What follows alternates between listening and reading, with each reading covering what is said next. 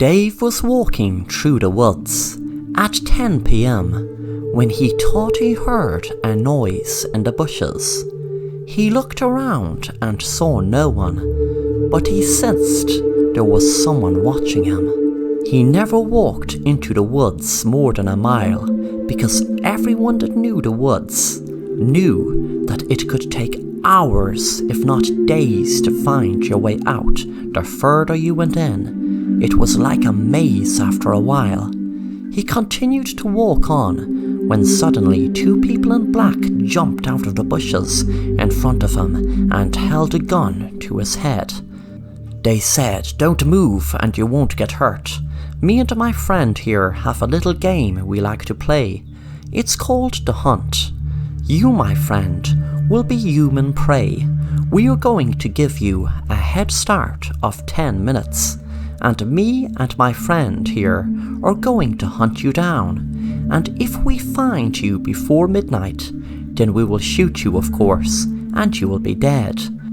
But just for the slightest chance of you surviving past midnight or escaping these woods, then you are free to go. Even if we spot you after midnight, you will be free to go. You will have your freedom." Dave was shocked at what the man just said and was about to walk back from the woods so he could leave, but the man said, "Do you think we are stupid? You are not allowed to go that way. You're only meant to go deep into the woods, and don't think about coming back. We have dozens of more people on the lookout in case you decide to leave the easy way. But don't worry, it's just me and Bert here who will be hunting you down when you go that way deep into the woods. You ready to go, boy?" Dave said, "I'll go, but please don't kill me," and Dave ran and ran. 10 minutes later, the men followed him. Dave luckily knew of a great hiding spot that hardly no one knew except himself and his son, who unfortunately was murdered just a few weeks ago. Dave hid in a small little cave that was hidden by trees that he hoped the men didn't know of. Luckily, Dave spent most of the time there, and when he got out at 2 minutes to midnight, he exited the cave to be greeted by the two men holding the guns right to him. One man said, "Hey there, boy, did you really think we would be stupid enough to not know about that little cave there? And do you know there is still 2 minutes left? That is plenty time for us to shoot and kill you. And guess what? That is exactly what we are going to do." Dave lifted a rock, blocking his face as the men shot him several times in the chest. Dave fell down. The men walked over to watch him die. They looked down and said, "You were such an easy prey." Dave smiled up at them. The men wondered why he was smiling after being shot several times. One man asked, "What's so funny?" Dave said, "Ever hear of bulletproof vests?" Then he pulled a rope and a trap fell over the two men. Then Dave said, "That boy you hunted down and killed a few weeks ago was my son, and I could have killed ye back then, but I wanted to hunt ye bastards when ye were hunting your prey, which unluckily for ye was me." Within seconds, Dave turned into a werewolf at midnight, which he knew he always did. Every single night there was a full moon, and he chose tonight to be the night he would wander down the road knowing that they would try their luck at finding prey. He prayed that they would be looking for prey tonight. As he turned into a werewolf, he released the trap and bit their leg, hand and arm off, watching them squirm in pain. Then he said, "I was your prey, but now let me pray for ye. Now I lay ye down to sleep. I pray to the devil your soul to keep. When ye should die in this place of doom, I pray the devil keeps ye a very hot room." And then, within seconds, they were dead.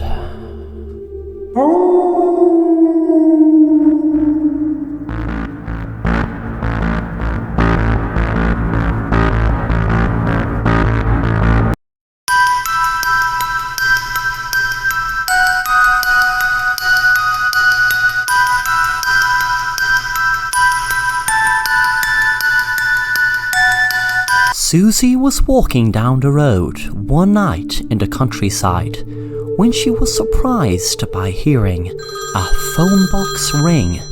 She wondered who would be calling a public phone box, especially in the middle of nowhere.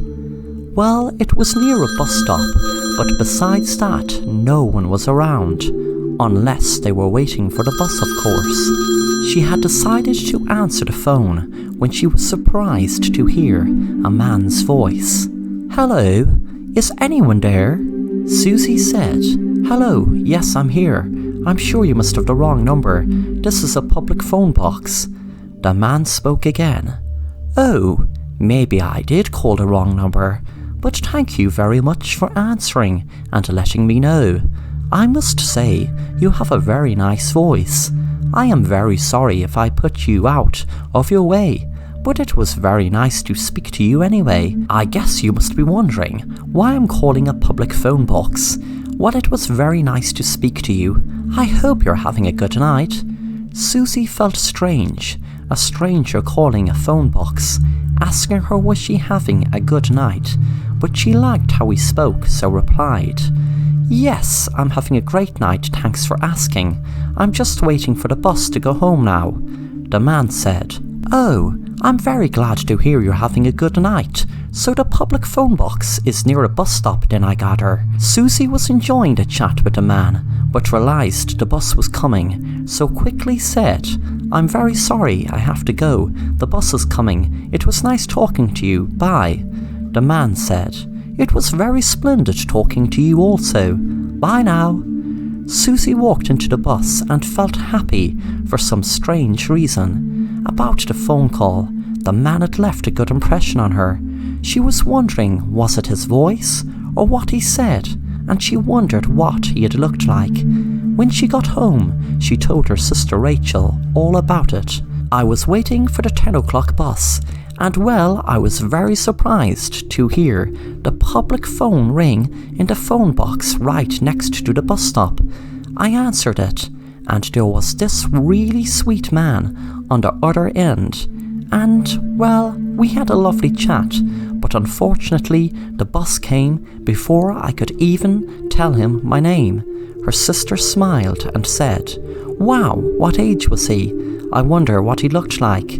Maybe he looked like a film star." Susie said, "I'm not sure what age he was, and of course I have no idea what he looked like, but he seemed so sweet." Rachel said, "Are you going to wait at the bus stop again tomorrow night to see if he calls? How do you expect him to call the same phone box again at the same time? It obviously was a wrong number he dialed."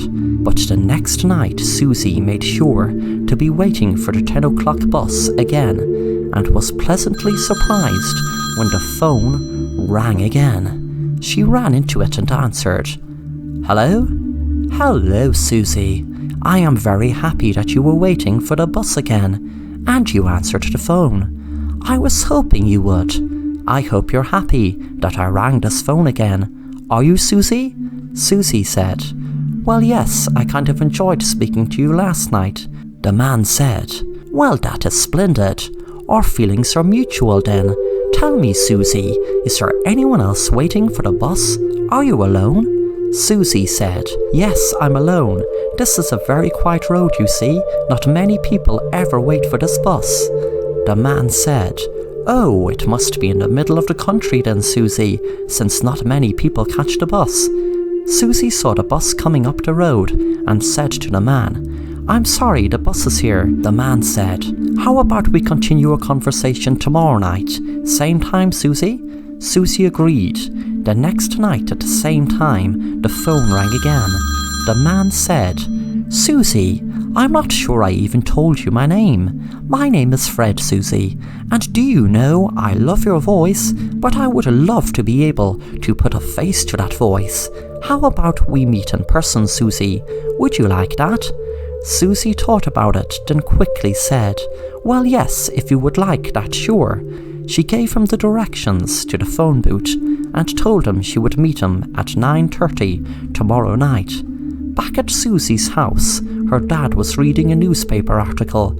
about a serial killer at large in their locality and the surrounding areas of the countryside around their village.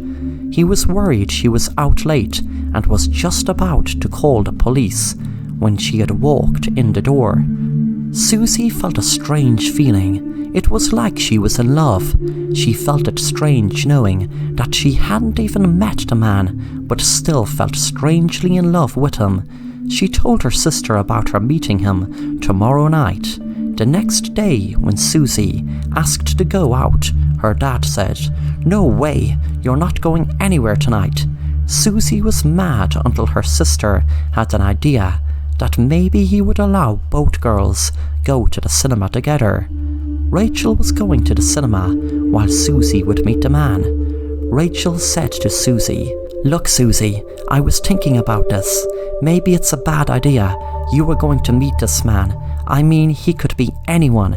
He could be a madman for all we know." Susie laughed it off and said she would meet him and was sure he would be a really sweet guy.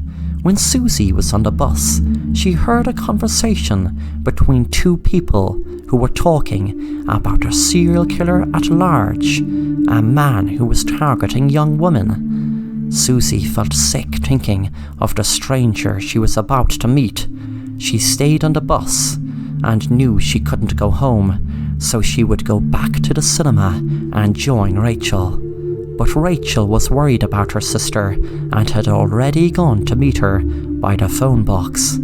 When Rachel was outside the phone box, she had been calling her sister's name, but all she could hear was her own echo. Suddenly a man walked out from the ditch and said, "Hello, Susie. It is so great to finally meet you." Rachel froze as the man went near her and she kicked him. The man said, "Oh, now, that's very nasty out of you, Susie. Very nasty indeed, and I have to punish you for that." He dragged her into his car and put her in the boot and shut it.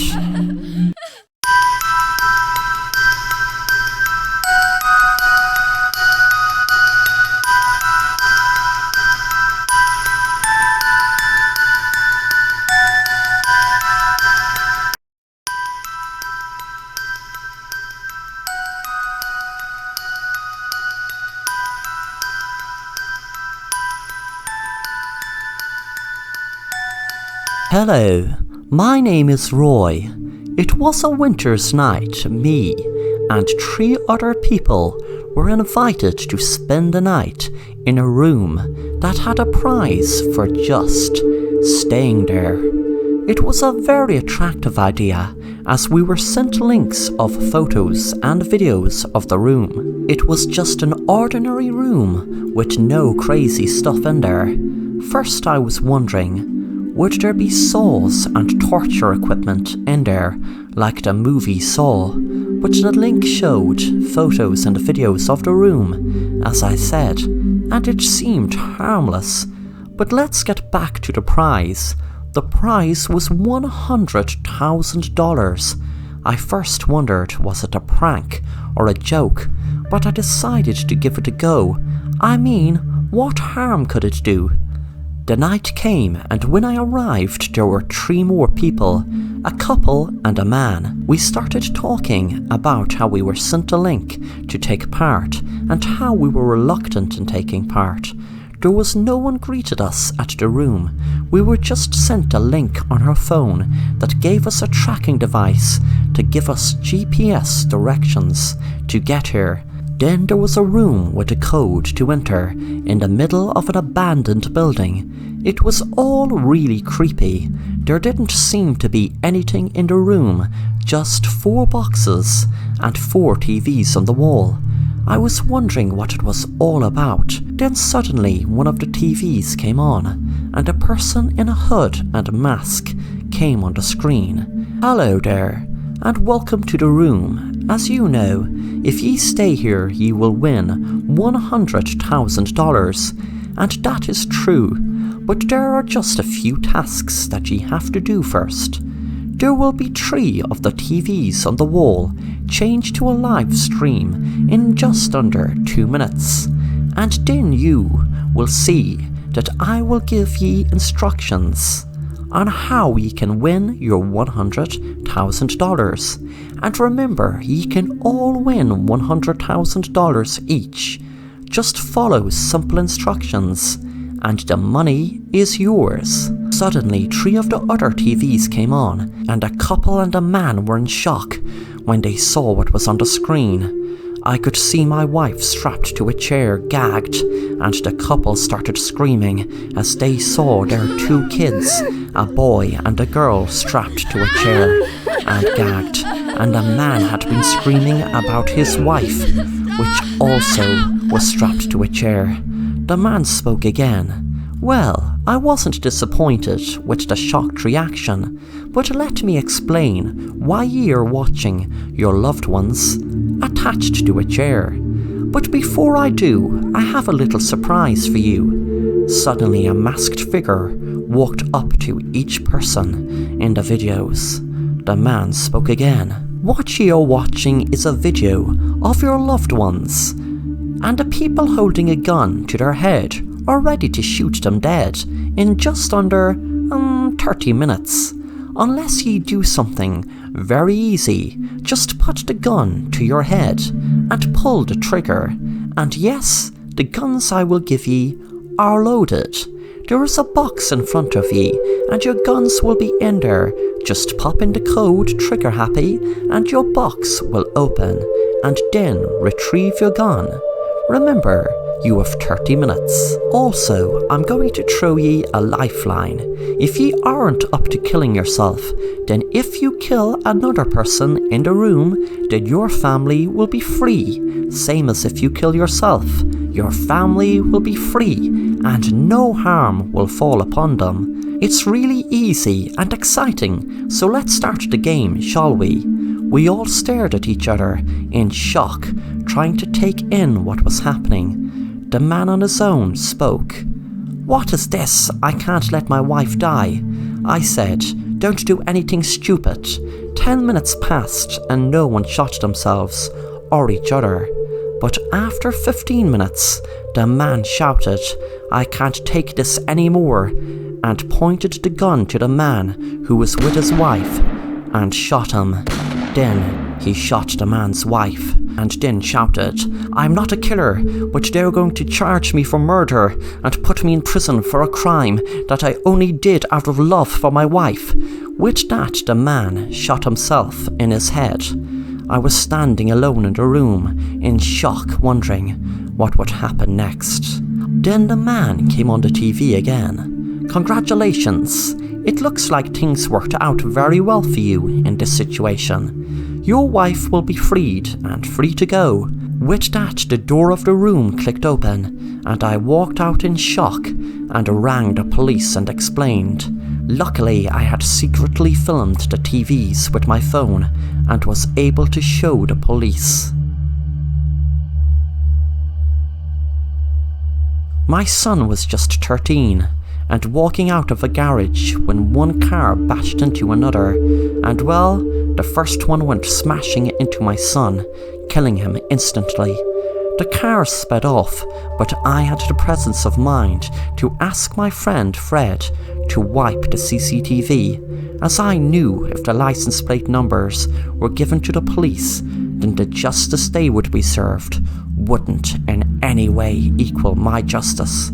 They might not even serve time. So luckily my friend Pat had a great idea. He would use his contacts to get their plates, looked up, find out who they were, get them matched to the CCTV to make sure no one would be in the wrong. He had his gun loaded with 2 real bullets to shoot the couple, and the third one for himself, which was a fake bullet, which would blast him with fake blood. Very realistic. You might wonder how Pat had got away with it, since the police would be looking for his body. But that was all sorted. They did find his body, which was changed very fast after the couple were killed. Pat had used the mask of an addict we shot in the street. Pat had an amazing skill in creating lifelike prosthetic masks. The hardest thing about it was lifting the addict's body in. It was so heavy from the dead weight. I sat back, really happy with myself, and my wife happy also, knowing that me and Pat and her were the only ones that really knew what really happened in that room. I thought of the police watching the video, thinking they had evidence. That I was a victim traumatized that survived hell. Then I smiled and said to my wife, "It just goes to show, it's not always you can trust what you see." Then what about the gunmen who were holding the guns to the people's heads? Well, I've only 2 words. Deep fake.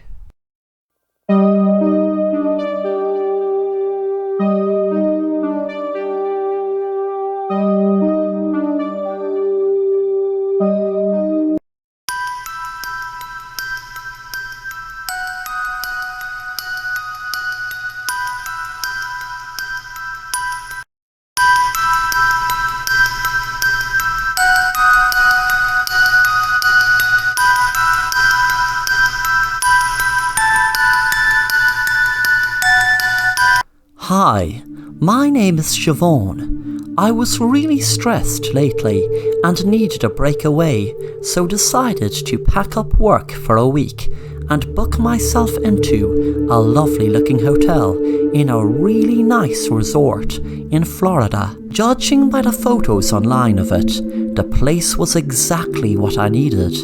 I just needed to get away from everything for a few days, so hopefully a week would do the job. When I had all my luggage packed, I got the cab to the airport and was on my way to Florida. I was so happy knowing I would spend the next week away from all the stress of everything that was going on lately. I was very confident I would feel so much better after the break. When I arrived, I checked in and got the elevator up to my room, left my baggage and headed straight for the beach. It was so relaxing just lying down on the beach, with the air blowing in my face. I felt like I was just about to feel the benefits of what I'd feel spending a whole week in this beautiful resort. That night I was in the hotel's bar, and I was feeling kind of fed up, thinking that in a week I'd be back to my ordinary life and the troubles and stress will be waiting right for me. But I knew I just had to make the most of being here. Suddenly a guy walked up to me in the bar and said to me, "Hello, I'm very sorry to interrupt you, but I just saw you sitting there and you looked kind of lonely and a bit fed up, to be honest, and I was wondering, would you like some company?" I looked strangely at first, wondering, did I really look that fed up? And then I replied, "Well, sure, thanks. I guess I'd enjoy some company." The man asked, "So, where are you from?" I told him I was from New York and decided I needed to have a break away from the stress in the Big Apple. He smiled and said, "Do you know something?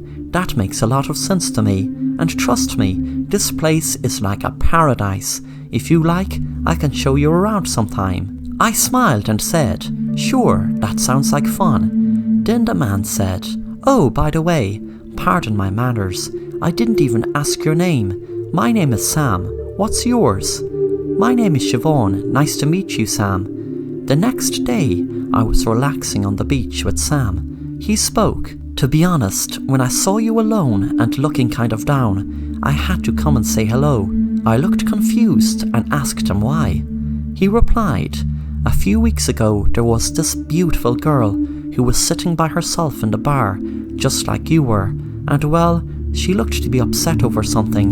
I was going to introduce myself and ask her would she like company, but I didn't. And well, the next day I found out she was after committing suicide by jumping off her room's balcony. I felt so sorry for the girl and told Sam that there was no way of him knowing she was so upset and was going to commit suicide.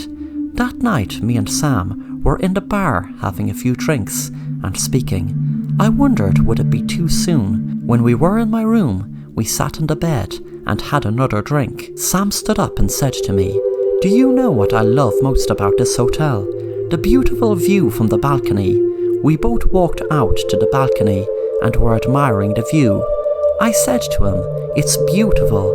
Suddenly Sam put his hand on my back and was about to push me over when I took my taser out of my pocket and tasered him. He jumped back, feeling surprised I was ready for him. Then I said, "That girl you were telling me committed suicide. We both know that she didn't jump." Then I held my phone up and showed him a picture that was taken of him without his knowledge, with text underneath it saying, "Help, call the police, this man is going to kill me." I called the hotel and asked for my friend Lisa, who you pushed, but when they had sadly confirmed to me she had committed suicide, then I had an expert in facial recognition do a background check on you, and boy was I happy to know that you were working in this hotel. I knew the police would let you off, so I have my own idea of justice. Also, thanks so much for letting me know what type of lunatic you are by wanting to push me off the balcony also. But I'd just like to know why. Why would you want to kill an innocent woman after just killing an innocent woman just a few weeks ago? With that, the door was knocked open, and I heard police shout, "Stop, police!" They walked over to me, and they couldn't even see the damn man lying on the ground. I was cursing this hotel's CCTV footage for picking up my face and letting them finally see me when they were looking for me for months. And I was wondering why, because I knew I was on the run, but didn't know why. It was months later I had learned there was no man. I suffer from a condition called dissociative disorder, which means I was the man, but there was never a man, and it was me who killed my friend.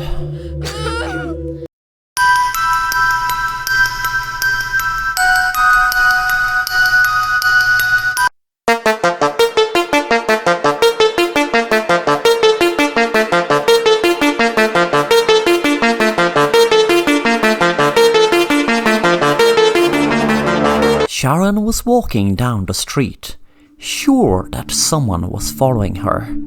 She didn't dare look behind, as she would rather just walk on and hopefully get to somewhere where there were people around, other than turn around and have someone attack her. It was getting dark, and she saw a train station across the road, so she walked across to it. When she got into the station, thankfully there were other people in the platform, but strangely, she didn't feel any bit safer. She thought about getting on a train, but decided to just wait by a group of people first to gather herself. She assumed it was just her paranoia, but there was something bothering her that she didn't know what it was. People were acting strange, and she had noticed there were police around.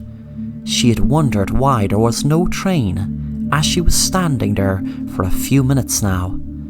There were lots of people looking down in the track, across a tape that said "Police line, do not cross." She didn't realise sooner because she seemed to be in a daze, wondering why she was feeling so strange. She wondered what all the people were looking at, and when she walked over and looked down, she screamed with horror as she looked down at herself, dead on the train line. She was screaming and screaming, but no one seemed to take any notice of her. She had then noticed someone had made eye contact with her, and they seemed to notice her.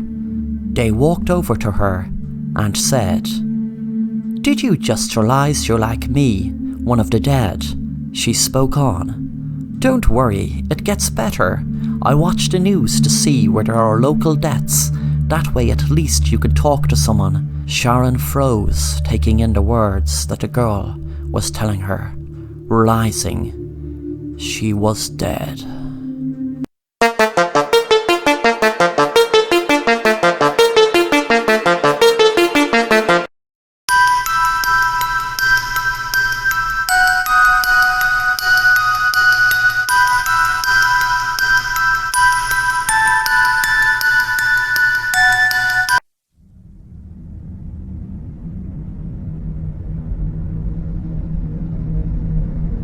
We had heard about the sickness for weeks.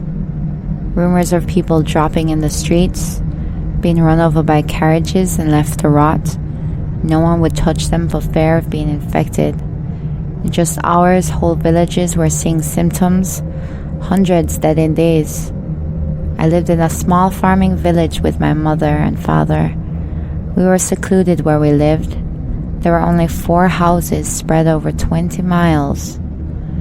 People from the cities would drift by on their way to safety and tell us what they'd heard about the fever. But no one else came after a while.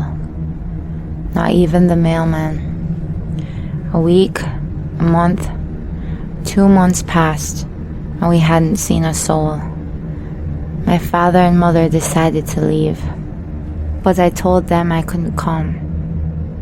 The family that lived on the last farm east was very dear to us, and they had small children. I told my mother I would go to see if they were okay and ask if they would come with me. After that, I would follow my parents south to where my aunt lived. Mother cried, but I would not be swayed. I watched them leave as the sun rose over the dirt road. I had a 20-mile walk in front of me, and so I began. There are those who doubt my story after this point. Some say I'm simply lying. Others speculate I had the fever, and what I saw was only in my mind. I know I wasn't sick. I wish it was all a terrible hallucination, but I know what happened was real.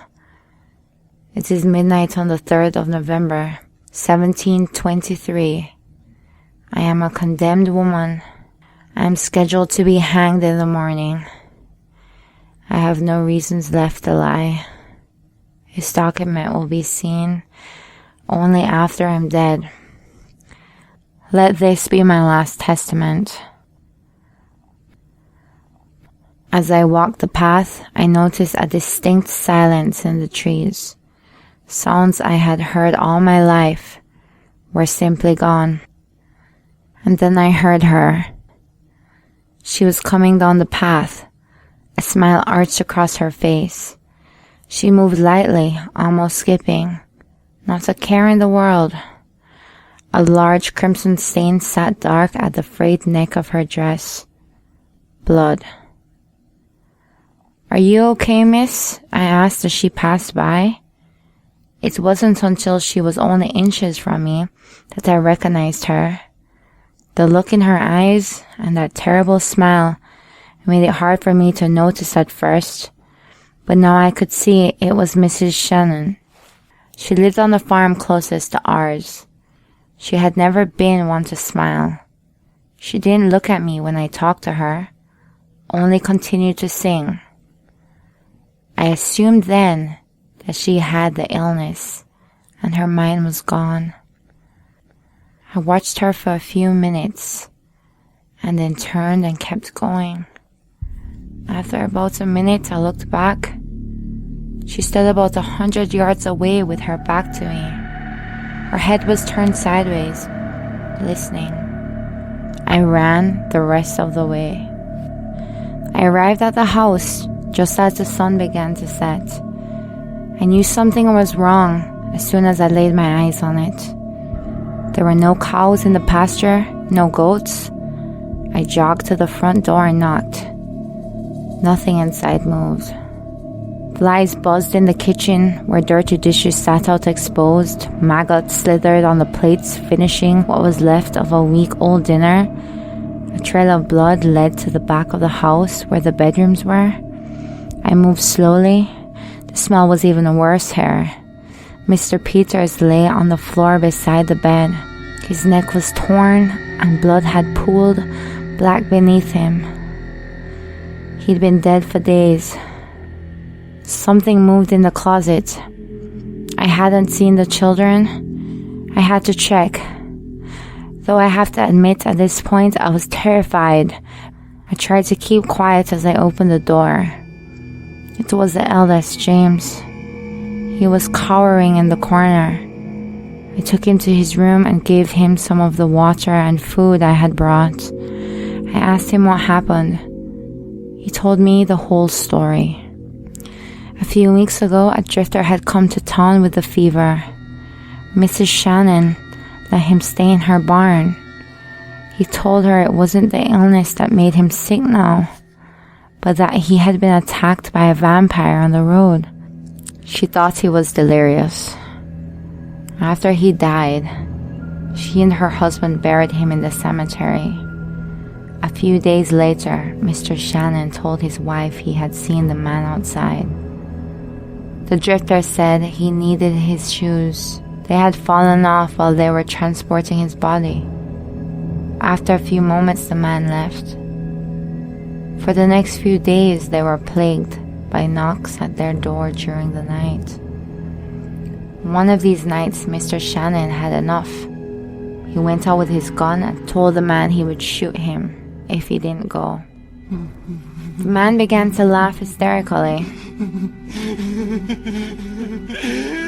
Mrs. Shannon didn't see what happened, but when morning came, she went out and saw her husband dead on the ground. James told me that a few days prior to my arriving, Mrs. Shannon came asking for help. She said her husband had crawled out of his grave and was trying to get into the house. James's parents turned her away, thinking she was either sick or telling the truth. Either way, they were too scared to open the door. Mrs. Shannon returned not long after. That big grin, those wild eyes, she smelled of rot. She would come in the night, sing songs outside their windows. He told me his 8-year-old sister Elizabeth was the first to die. For reasons no one could understand, she had gone out of bed just before dawn and walked outside. He remembers having dreamt of a girl screaming for help. When he awoke, he realized the sounds were real. They found her a few hours later, sitting against a tree, a few yards into the woods. All the joints in her body had been twisted the wrong way. Before they buried her, his father bound her broken wrists with a rope and salted the earth above her. After a few days of hiding in the house, they ran out of supplies and decided to leave. His mother was killed while trying to gather goats. James and his father took their guns and searched the woods for the vampire, but there was no sign of it. They left her body where it fell and followed the road north. When night came, they found themselves surrounded. They would hear laughter coming from the forest and running feet cutting across the path behind them. James swears he heard his mother calling for him to come into the woods. In a panic, they headed back to the house. His father was briefly attacked along the way, and by the time they got inside, he was just barely breathing. I asked James if he knew who it was that had killed his father, and he told me it was his sister, 6 days after she died. In the end, I decided it didn't matter if it was true or not. James was weak and needed help. There were still usable supplies at my house. We had to leave. It's safer in the day, he told me. He wouldn't budge. He wouldn't let me bury his father either, but at least he let me put the body outside. The silence was still palpable. There were no crickets, not even a gust of wind to make me feel better. It was as if someone had taken our little village and cut it out from the rest of the world. Before I went back inside, I scanned the tree line expecting to see only darkness. There was a small purple dress obscured by low branches near the edge of the forest. At first I was elated. I could tell it was Elizabeth. She was caked in dirt. I thought because she had gotten lost in the woods and finally found her way out. I took a few steps toward her. She returned the favor and started walking to me. Her bones were all broken. She limped across the road like a puppet on strings. Each step she took would tear a new piece of flesh or crack another bit of bone. With absolute horror, I studied her face. She only smiled and held out her arms to me, wrists still bound. I ran back inside. James and I barricaded ourselves in the back bedroom and waited. I turned the lantern down to just barely a spark. We sat in the dark and listened.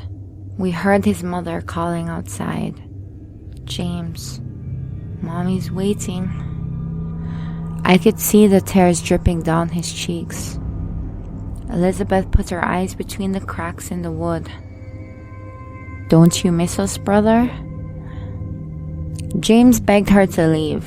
She said she would, but first she had to tell him something. He leaned in near the wall and she whispered in his ear. Then she left as promised. James sat without saying a word. He picked up the lantern and raised the flame. I asked if he was okay. He opened the globe and poured the oil down his throat. In seconds, he was covered in flames. I screamed.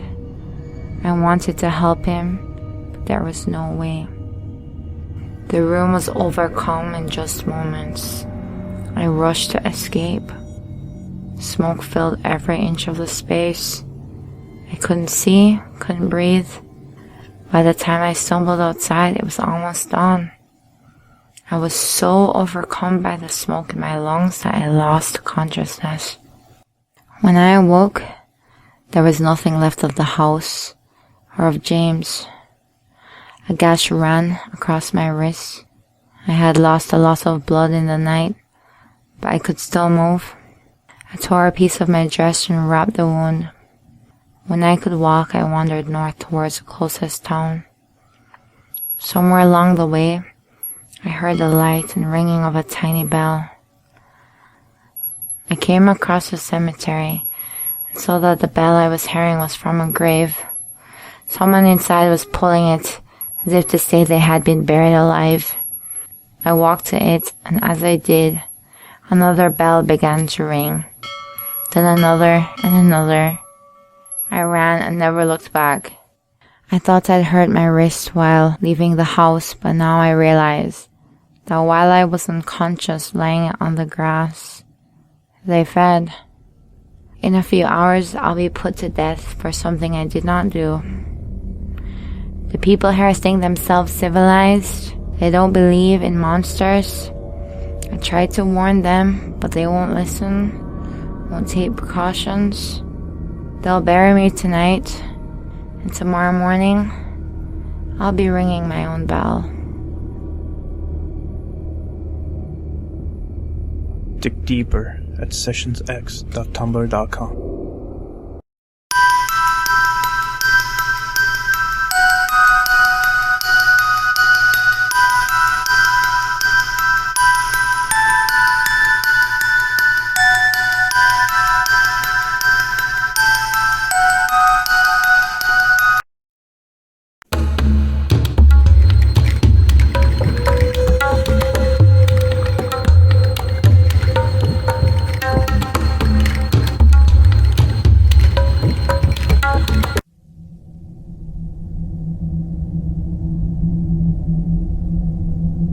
I can't help if you don't talk to me. You won't believe me. If you tell me you saw Bigfoot or some creature in the woods, I will believe it. I promise. Tell me your story. There were no creatures, spirits, or monsters. It was just me. It was my first time as a caretaker in Yellowstone. I barely knew the place.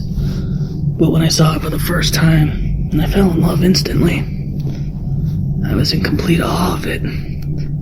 The mountains that reached up to the clouds and the valleys which cut beneath them.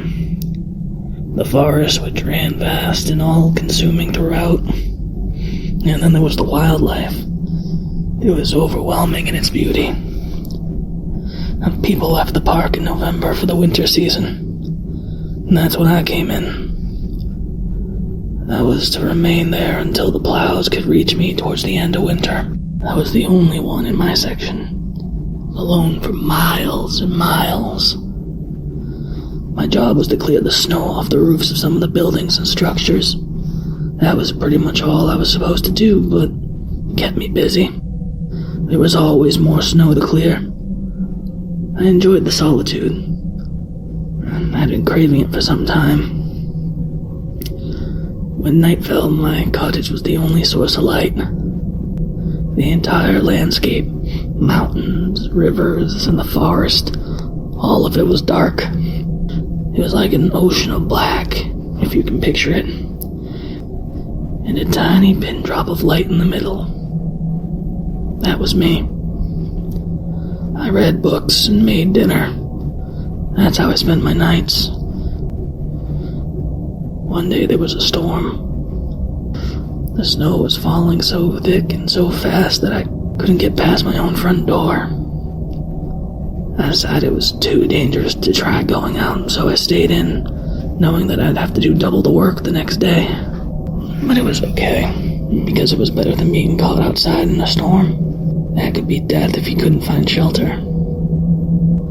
That night, after dinner, I read as I normally do, but as I did, I noticed a strange sound. A soft, wet hum. I heard it before, only when I was absolutely silent, but I could never place where it was coming from or what it could be. So I forgot about it. I kept reading, and when I was too tired to read another word, I turned out the lights and went to bed. It woke me from a sound sleep. I was so tired and disoriented, I wasn't sure if I had heard something or if it'd just been a dream. Slowly I came out of my fog, and then I knew it hadn't been a dream. There was a knock at my door. I couldn't imagine who it could be. I was miles away from anyone, and in a storm, it would be impossible to get to me. I tried to look out the window by my bed, but it was too dark. I picked up the gas lantern and lit it. Then I moved to the door. When I opened it, the wind hit me like 1,000 needles. I aimed the light out, but there was only snow and darkness. Beneath me, though, I did notice something. Footprints. They led from my door to just outside the window where my bed was, then back out into the black. Sudden terror came over me as I looked out over the dark. I closed the door and latched it shut. After sitting in fear for a few moments, my exhaustion caught up to me again. Though I was afraid, I could think of nothing I could do. So I put the light away and I lay in bed. The following morning I woke up and remembered, but I had no idea if I had dreamt it or if it really happened. I opened the front door and found there were no footsteps outside. And though I let myself believe it had been a dream, part of me knew that the snow would have filled in the footsteps if they had really been there at all. The sky looked just as bad as the day before, but if I didn't clear the roof before another storm, the other stations could cave in. I can't express the fear I felt walking through the woods that day. Any noise sent shivers up my spine. I was convinced someone had been there last night, watching me sleep. But if it was true, why wouldn't they wait for me to open the door? And how could they have survived the storm? I cleared the roofs from the other buildings, and as I did, it began to snow again. By the time I started my journey back to my cabin, the snow was too thick to see through. I was caught in it, and worse, I was lost. My compass seemed to be working, but the more I followed it, the less I recognized my surroundings. My feet burned from the cold, my bones shivered. Then, darkness fell. I thought that was it. I would die right then and there, frozen in the woods. And then I saw a light. I thought maybe I had left the lantern on, but I remember turning it off. But I didn't care either way. I was glad because the closer I got, the more I realized that yes, it was my cabin, and I was home. The door was locked when I tried to pull it, but how could that be? Unless I was wrong. Maybe this was someone else's cabin. Maybe I wasn't as far from the other caretakers as I originally thought. I knocked and waited. The wind blew cold all about me. I moved to the window and saw the person inside. It was me. I stumbled back into the woods and hid. I watched the person inside open the door and looked out, the lantern held out ahead of them. I watched closely, trying to understand. Then they quickly went back inside and closed the door, as if they were afraid. Against all odds, I found my way back to the buildings I had cleaned and slept inside. I nearly froze to death that night. The next morning, I stood in the woods and watched the cabin for as long as I could before approaching it. When I finally did, I found it empty and the door was unlocked like I had left it. It felt foreign to me now, like I was in someone else's home, like when you have to stay at a stranger's house, except all the things in it were mine. The only thing familiar was the smell. It was tart and sour, but in my time here I'd grown to love it, and I was home. Outside, the world was frozen. The life and beauty I had been struck by when I first arrived had long since faded. I was afraid of the day because I could look out my window and see what was outside. I didn't want to see. But of course, the day was nothing compared to night. I needed the heater, but it lit the cabin from inside. I felt naked, exposed. I couldn't see anything past the windows. The only thing in them was my own reflection. I lifted the mattress off the bed and leaned it against the glass. I didn't need the bed. I had no intention of sleeping that night. I sat across from the door and watched it. Every time the wind blew and shook the door, I felt my stomach turn cold. At first, I couldn't tell if I was really hearing what I thought. The screams swelled and faded, or maybe they were just shrieks of wind pushing through the pines. I found the lantern and opened the door. The world was black. The light ahead lit only a few feet in front of me. I could see snow on the ground, snow falling in tiny specks, but nothing else. When it came from my right, I would aim the light towards it. Seconds later, it would be on my left. It was in front of me. It was behind me. It was close. It was far. I was terrified, and before long my fingers began to burn. I had to go back. When I did, I put the mattress back down on the bed. I was too tired. Fear and vigilance had taken it all out of me. I lay in the bed and listened, but there were no more screams. I had dreamt it, and I decided, or imagined it. If it was real, she would have seen my light. She would have seen it by now. The orange glow of the heater through the window. If it was real, maybe I would see her footsteps in the snow in the morning. Or perhaps she would wake me with a knock. These thoughts swirled in my mind, but I knew they were nonsense. I just needed sleep. And so I closed my eyes and did just that. The following morning I woke up and remembered that I had no idea if I had dreamt it or if it really happened. I opened the door and found there were no footsteps outside. And though I let myself believe it had been a dream, part of me knew The snow would have filled in the footsteps if they had truly been there at all. There was no way to know.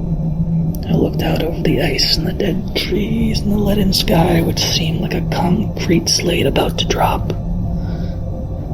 I couldn't face it. I couldn't go out and do my job. I knew something was out there. I didn't know what, but it was there. Between the trees on the other side of the hills. I sat on the floor facing the door again. I stared at the wood of the door and listened.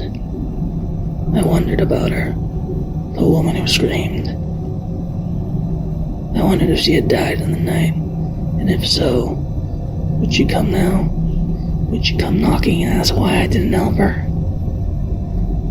In the silence of the day, I could hear it again. The strange hum, the wet, sticky sound I knew I could never place. And then something fell in front of me. Small like a speck, but solid. I leaned down to it. It was white and wriggling. A maggot. Something tickled my hand. I looked down and saw another maggot crawling across my knuckles. Another one dropped from above, falling on my shoulder. I lifted my eyes up. On the ceiling, there was the shape of a small square door. I had forgotten about it. Forgotten about the attic. It was too small to go into, meant only for storage. At the edge of the square door, maggots writhed and dropped. Something was there. Something had been there the whole time. That I could place it now. It was the sound of 100,000 maggots feasting. I moved the heater to the center of the room and used it as a stepping stool. I climbed it and reached for the door on the ceiling. The smell, the familiar smell I've grown to love, was overpowering here. My eyes stung, my throat closed. I lifted my head to the attic. His small body entirely covered by them. A blanket of maggots so thick I couldn't even see him. Did you remember then that you hadn't come alone? Yes, I remember. They still haven't found your wife. Is she up there in the hills? Just behind them. They'll have to wait for the thaw. It was a brutal winter. I tried to tell her there was nothing out there, nothing but ice, but she ran anyway. She ran for me when she saw what I'd done to our son. She ran begging for help, screaming for it, but there was no one out there. I listened to her screams until they died down, until there was only silence and dark. Why did you do it? Didn't you love them? With all my heart. Too much. It was all I knew. It was suffocating. Some men shouldn't have that much love. Some men should just be alone.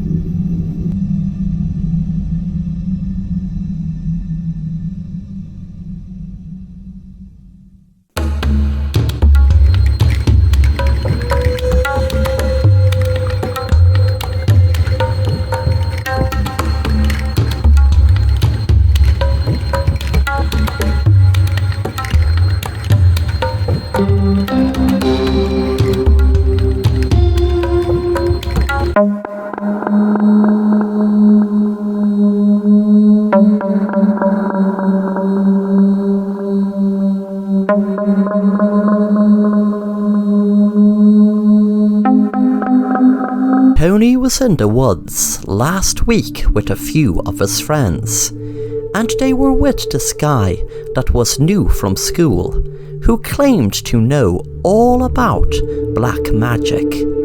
Tony and his friends didn't take him seriously. The guy was called Gerald. Gerald had asked Tony, did he know much about black magic, and Tony said, trying to keep a straight face, "Oh yeah, I could write a book on it." His friends knew he was being sarcastic. A few nights later, Tony was sitting down watching TV when he had spotted something on the ground that hadn't been there before. He was trying to figure out how it got there. It seemed to be a book. The cover was just plain, and the book didn't seem to have any title. He began to start reading it. He read, "I was just sitting down, relaxing, reading, when I started hearing weird sounds, but I didn't know which direction they were coming from. It just seemed like there was a weird sound in my ears. Then suddenly the lights went out for a second and came back on again." Tony felt a shiver run up his spine as the lights in his living room had just gone out the second he had read that the light had gone out, and then the light came back on again, just like written in the book. He began to read on. He read, "I was wondering what was happening. I felt weird, but I didn't know why. I couldn't explain what was happening. Then suddenly a light entered the room."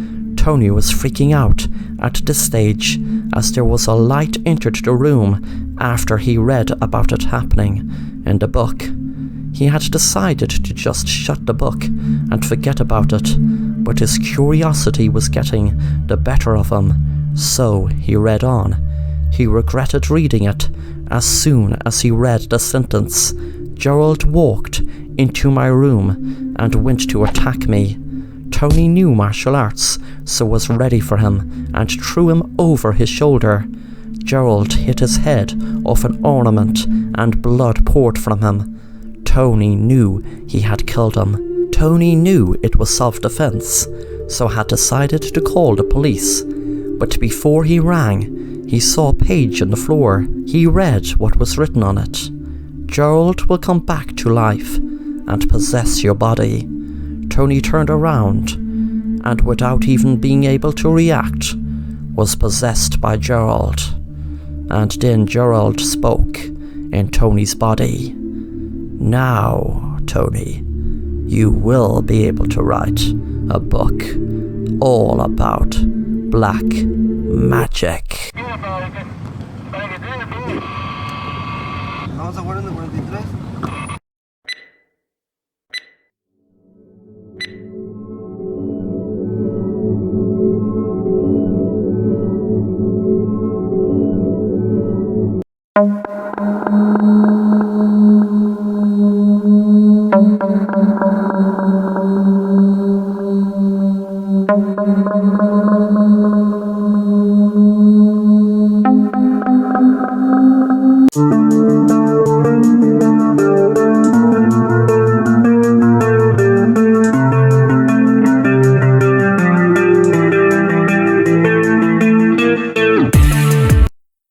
Someone found it by accident. God knows what they were looking for in the first place. The website address is a series of random letters and numbers, and of course, like all secret dark web addresses, it ended with a .onion. You need special software to find it. It's called Tor. There is no Google in the deep web, no browsing. You have to know what you went there for. But some people think of themselves as explorers, and try to find web addresses simply by typing random combinations of letters and numbers. Supposedly, that's how they found Jane Woodbridge 813. That's how the story goes anyways, but I don't believe it. But then, I don't know how anyone else would have found it. The site itself is just a black screen with a video player at the center. The title of the video is written at the top of the screen. Nothing else is written anywhere. The video has no audio. I first saw it when I was 13, back in 2006. It stayed with me. It wasn't graphic, but still, I never forgot it. Which is why what's happening now has been keeping me up every night. It's like this nagging thing I've had in the back of my mind since I was a kid, and now it's at the forefront of my brain. It's all I think about.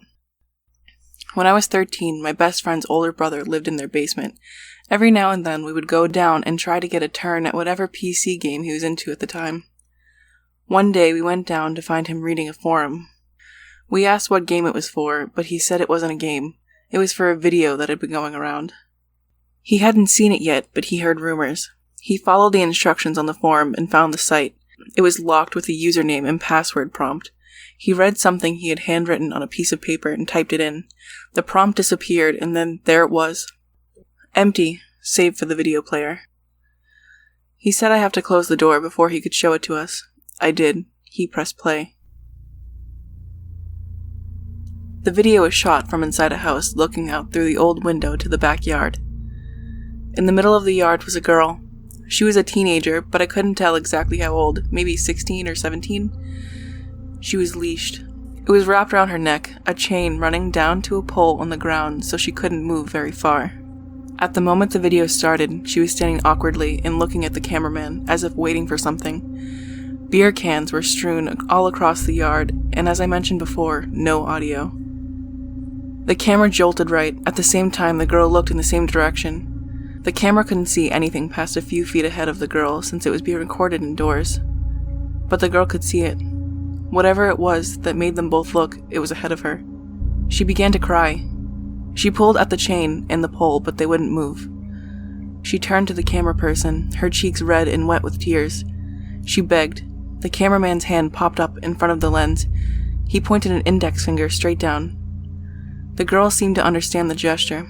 She still cried, but now she closed her eyes, and one leg at a time got down on her knees. Then she bowed, her entire body bending until her face was down on the grass. Her hands stretched out in front of her. She turned them palm up and raised them as if she was worshipping. The video ends there. My friend said it was lame and called me out to play. His brother was interested. He remained for days trying to find answers, but there were none. I wasn't sure what to think. And then, as time wore on, there would be nights just before I fell asleep that I would see her there, kneeling on the grass. I needed to know what was standing in front of her at that moment. More than anything, I needed to know what she saw. Once, a year or two later, when we were sitting at the back porch, my friend's brother joined us as he smoked a cigarette. I asked if he ever found out who the girl was or anything else about that video. He said no one knew the girl. He was talking about the entire online community. They had looked for every girl with that name they could find. Nothing ever came of it. But he did say one thing which was very strange. He said the brand of the beers that were all over the yard didn't exist. Not in America or any country. This was such a strange additive that, again, I couldn't stop thinking about it. And then when I was 16, in the winter of 2009, a small news story went viral. The story was of a girl who had gone missing after going out for a walk with her friends. Two of her friends said she had been acting strange days before her disappearance, as if she was afraid or something. They had been walking home from school one day, and she just ran without warning. They couldn't catch up, and no one could find her after that. Her own parents confirmed that the two girls had told them of their daughter's behavior, telling the police she had recently developed a fear of mirrors. Her name was Jane Woodbridge. She was 17. Reddit and 4chan exploded with the news of it. Jane's photo was quickly released to the public, and yes, it was her, the girl from the video. But no one could believe it was true. The video had been released years prior to her kidnapping. The mystery only grew when photos of Jane as a 14-year-old girl were used for the 60 Minutes interview with her parents.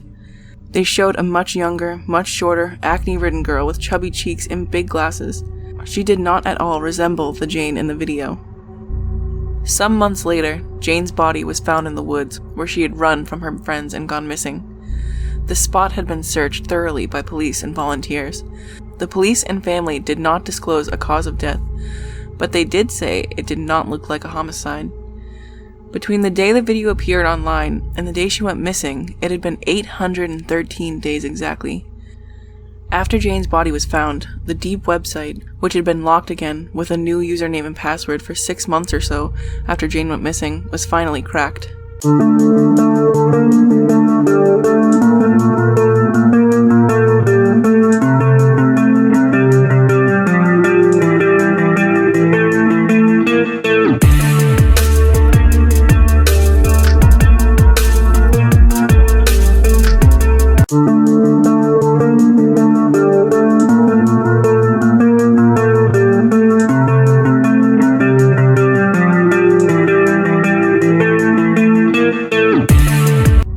Some months later, Jane's body was found in the woods, where she had run from her friends and gone missing.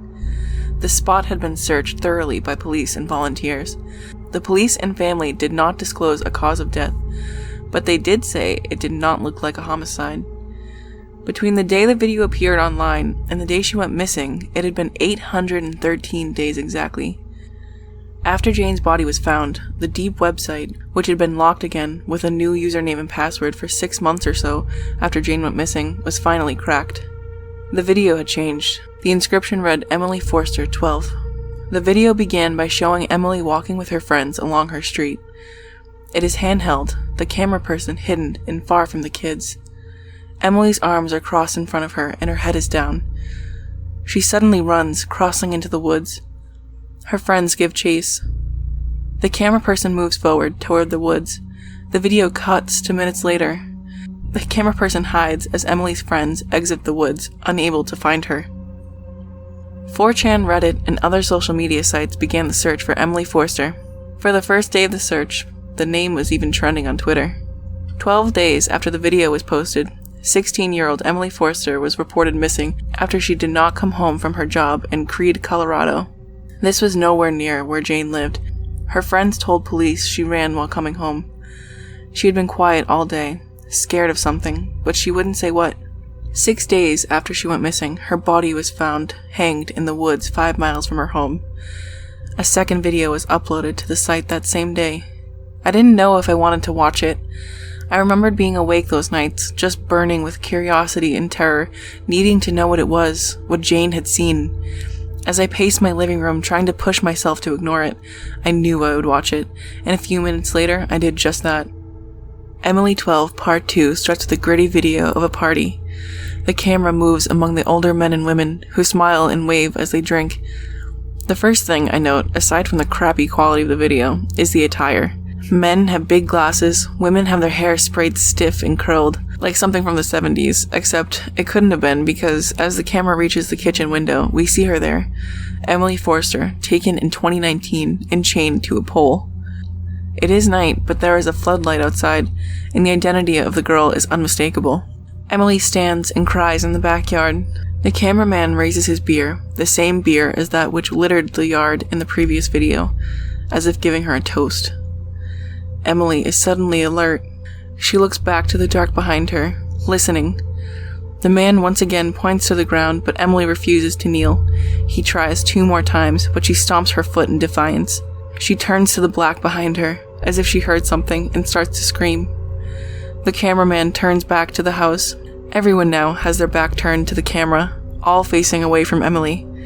They stand there, their backs to us, doing nothing else. The video ends. Once again, I realized the timeline didn't add up. The first video of Emily running away was posted months before it happened. Again, I felt sick. I decided I was done with it. I left the site and the computer. I put it out of my mind and decided I wouldn't dig anymore. I didn't care who was next. I was done. And then, a few months later, the site updated. It was all over Reddit. Everyone was talking about the diary. I couldn't help myself. I went back on. Instead of a video, there was a picture. It was the cover of a red diary. The label read, "This diary is the property of..." But the name had been scratched off. There was an arrow at the bottom. I clicked it and the picture changed to the first 2 pages of the diary. The date read August 9th, but the year had also been scratched off. The first few pages were regular diary entries. It belonged to a girl in middle school, or at least it read that way. Then there was a really strange entry. Unlike the others, it wasn't about the boys in her class she had a crush on, or her friends who mostly liked her for her pool. This one was about her sister, who had died a year earlier from anaphylactic shock. It read, "It's been 1 year today since Cindy died. My mom said if I can't talk about it, I should write about it, and I definitely can't talk about it. It was the worst night of my life. I can still feel the bunk bed shaking. I hear her choking, but the worst part, even worse than hearing my sister dying, is how I just lay there, listening, too afraid to do anything, until finally the shaking stopped. She had been bitten by a spider. It wasn't super venomous, but she was allergic. Mom got rid of the bunk beds, but when I wake up, I still see her arm sticking out above me. Then my eyes adjust, and I realize I'm just looking at the ceiling. One night, I woke up feeling like I was being watched. The feeling was so strong that I was more scared of turning on the light than I was of being in the dark. What if I see what's watching me? And then I noticed that the terrible feeling was all coming from one spot in my room. Not a dark corner where something might be hiding, but the stand-up mirror by my closet door.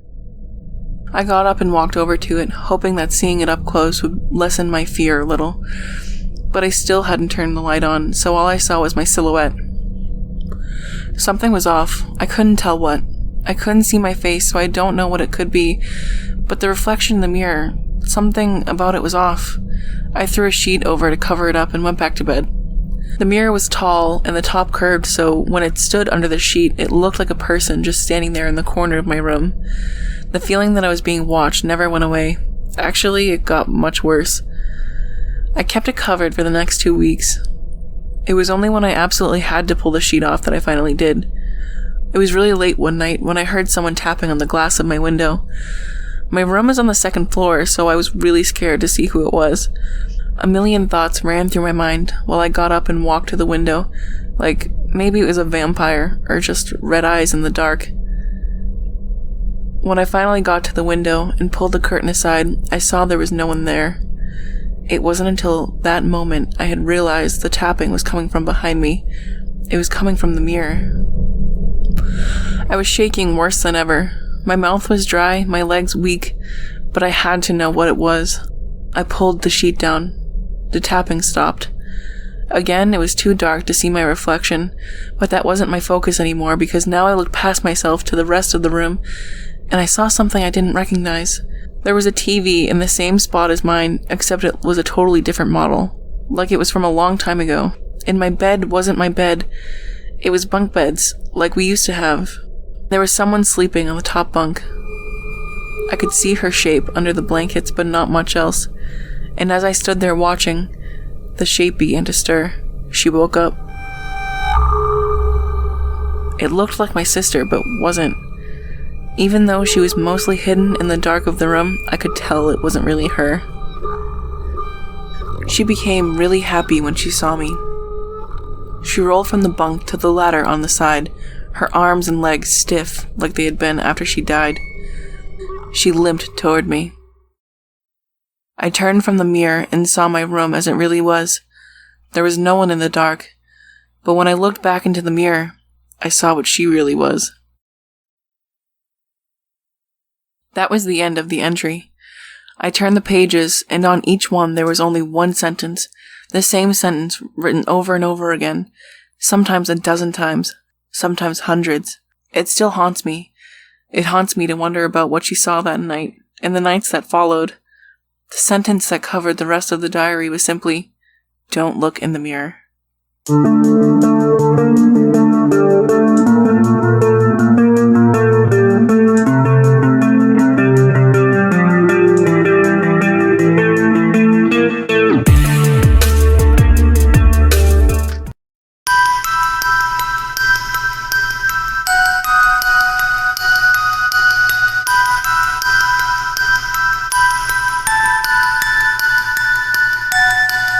Jack and Linda were devastated one night in 2015 when their beloved dog Huck had gone missing one day during the summer. They both hoped for a week on end that the dog would turn up, and even though it was chipped, they didn't seem to be able to track it. Jack put it down to criminals stealing the dog and removing the chip. Linda didn't want to buy another pet as she said it would just cause too much emotion with her and her loving memories of Huck. In 2020, Linda was sitting out in the garden, enjoying the sunshine, when she heard something move in the garden. She was surprised, so turned around. To her surprise, she saw a dog with an uncanny resemblance to Huck. It had been 5 years, and she wondered, how could the dog have came back after all this time? She couldn't help herself, so she called the dog in a friendly tone. "Here, Huck." Suddenly the dog barked very aggressively. Linda was surprised. She thought of something, but wouldn't find the bravery to check with the dog being so aggressive. But still she saw it. The brown patch under Huck's neck proved to Linda it was really Huck. She was so happy that he had returned, but wondered what made him so angry. She couldn't believe her eyes. After 5 years, Hulk had finally came home. She was going to call her husband, but had decided to surprise him when he came home. That evening, when Jack had come home and saw what Linda's surprise was, he seemed to have gone pale. Linda wondered what was wrong, as she was certain Jack would be delighted to see Hulk return. Suddenly Hulk jumped right up and mauled Jack until his body was lying on the ground lifeless. That night she had a call from her friend Mike. She listened in shock to what Mike had to say. "Linda, I can't understand what is happening, and I'm sure there is an explanation, but I was the only one Jack had told. 5 years ago, Jack accidentally ran over Hulk in the driveway and killed him. I helped him bury Hulk. Linda, I don't know how this is possible, but before I called you, I went to where we buried him. The dog's bones and everything are gone. There is nothing there." Linda heard a noise behind her, and Hulk was standing right next to her and started barking, then jumped right for her.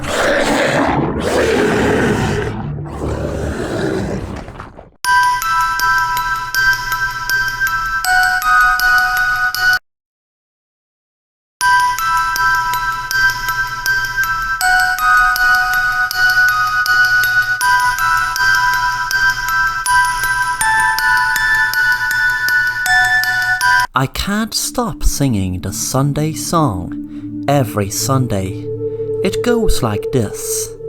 It's a Sunday, then it's a Monday, and then a Tuesday, with some sad tune coming from somewhere. It's a Sunday, then it's a Monday, and then a Tuesday. It's that dreaded fear of Sunday being the day which starts off the horrid work week. It's a Sunday, then it's a Monday, then a Tuesday. No, just stop it, man, stop being so weird. I get so weird on Sunday and full of dread as the thought of going back to work just fills me with horror. I try to put on the Friday song by Dubsky, and as I try to listen to the positive lyrics, it's a Friday, yeah, then it's a Saturday and Sunday. The words then sound like, it's a Sunday, then it's a Monday, and then a Tuesday, and I scream and shout in agitation. I then jump in the shower, and I find myself singing, it's a Sunday, just shut the hell up, man. Just stop it. Just accept the fact that you are going into work for another week. And in that moment, while I am showering, I can smell body odour coming from somewhere. I recognise the body odour, as it belonged to an obese male colleague of mine who committed suicide at work. It's a Sunday, then it's a Monday, and then a Tuesday, and as I stare at him in horror, I start to sing along with him. Then a third person joins in the singing, while I am showering, and it's another colleague. Then in my bathroom, I have everyone in my office just singing in my bathroom.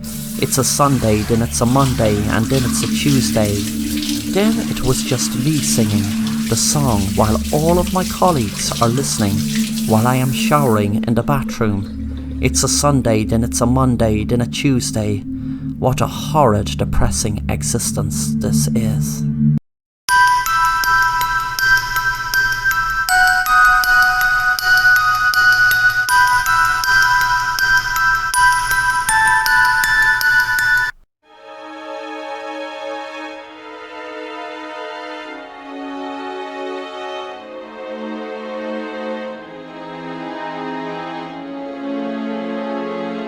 David was a host of a mystery dinner night. There were lots of nods to Hitchcock movies scattered around the house, and there would be a murder, not real of course, happen, and the guests were to find out which person in the house was the killer. There were 4 guests, 2 men and 2 women. The man that was putting on the event said to the guests, "Hello, my name is David, and I have rented out this luxurious old house to hold what was to be a very exciting and thrilling night. There will be tributes throughout the house that pay tribute to different movies from Hitchcock, and you will be able to maybe put 2 and 2 together with different clues left around the house as to who the murderer is. We will be starting the night with a brief introduction by the man himself, who is played by the winner to play the role of Alfred Hitchcock, who is Eugene, who I must say strikes an uncanny resemblance to Alfred Hitchcock himself. I had auditions from lots and lots of different people, but I'm sure Eugene will play the role of Mr. Hitchcock perfectly himself. I must let you know that Eugene, or should I say Alfred, knows who the killer is, so maybe you can try to play friends with him to try to get information out of him. He isn't going to spill the beans, of course, but you never know. If you're that clever, you might be able to get information out of him that he doesn't even realize he is giving. From here, friends, I introduce you to Mr. Alfred Hitchcock. Eugene stood in front of the 2 men and 2 women. They were very surprised by how Eugene had looked like Alfred Hitchcock. He spoke. "Hello, ladies and gentlemen, and welcome to this amazing Alfred Hitchcock mystery murder night.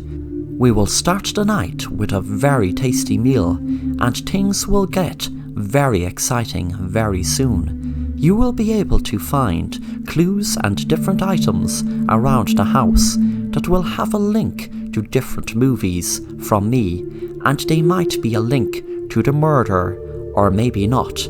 It is for you to decide. Enjoy the evening, everyone." Both couples sat down and enjoyed their meal. It took them about an hour to have the starter and main course and dessert gone. Right then, Alfred came out again and said, "Okay, everyone, explore the house, find the body, and solve the murder. And as ye know, before even coming here, the winner will win £10,000. And I know ye are 2 couples, so ye can have that money if ye so choose with your partner. Good luck, everyone." Both couples walked around the house. One couple was Matt and Susie. They entered a room with a curtain and a rope hanging on the wall, and both realized it was a reference to Hitchcock movies, The Rope and Torn Curtain. But there was no body, so they didn't see any other relevance to it. The other couple were Sharon and Michael. They entered a room where there was a wheelchair and a camera by the window. Instantly, they knew it was a reference to Rear Window. They were expecting to see a shower with blood on it as a reference to Psycho somewhere in the house, but Mr. Hitchcock's most known movie, Psycho, was nowhere to be found. There was a person walked into the room and the couple jumped. It was a man who said, "Hello, sir and madame. I am the butler in this house. If you would like me to assist ye in any way, please just ring the bell that is placed in the hall by the telephone." A woman had entered the room, and when she saw them, walked back out. A few minutes later, they heard a scream from the window and ran over to look. To their surprise, they had seen the woman who had just been in the room earlier had ran away from a body. The shock came to them when they had told Alfred, and he had looked with shock, knowing that wasn't the fake murder planned for their mystery murder night. When they went down to investigate, they both realized that the dead body was actually real. The body was of the butler. A couple of minutes later, Eugene rang David, and David rushed outside. He looked shocked. Michael told him that it was a woman who had murdered the man they saw her running away. David froze and said, "I know who the killer was." They all looked shocked and asked who. He took out a knife and stabbed the couple and turned to Eugene. "Mr. Hitchcock, do you think I would forget a reference to your movie Psycho? Let me introduce you to my character. My name is Norman Bates. Now you can leave, as I don't want to hurt you, but just to let you know how well I planned the twist. The killer was Mother. Eugene ran and ran, knowing that the host of the party was our real killer, believing he was Norman Bates, and also was dressed up as his mother, who was the woman who killed the butler and couple. A few minutes later, after Eugene rang the police, they arrived to see the other couple dead in a room full of birds, eating them.